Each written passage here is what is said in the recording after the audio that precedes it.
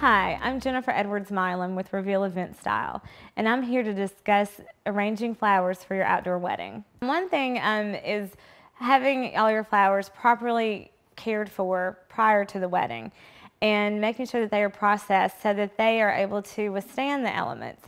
Though they are grown, in the sun and rain and whatnot, a lot of times they are grown and not acclimated to the exterior elements when they're grown in greenhouses. So maybe you ask your wholesaler about that and make sure that everything is maybe organic or just to be known to be readily available, which would mean it would not be in a greenhouse.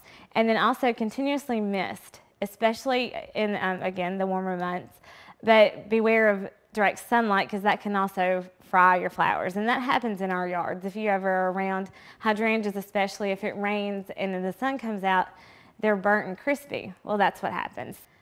Considering your location for your outdoor wedding and the flowers that you'll be arranging is a big deal because you want to think about, well, where you are and if you're trying to blend in with your environment or if you're just happening to be in that environment but want a different style, that works conducively with where you are and doesn't compete with your environment.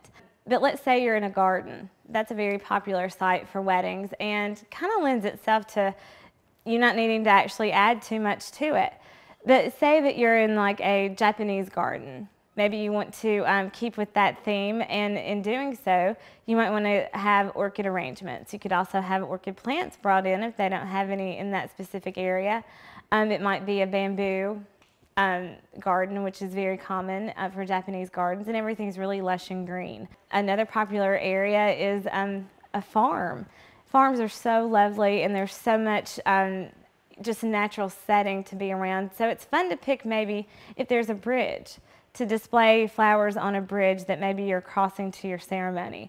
But picking feature areas really stretches your dollar and also visually, rather than kind of putting things out randomly, focusing on one area and really making a statement there really shows what you've put into this, and everyone sees it. Nothing would get missed, and everyone will be talking about that one piece, but it's a spectacular piece. Your wedding professionals will help guide you on the flower selection as well for your outdoor wedding.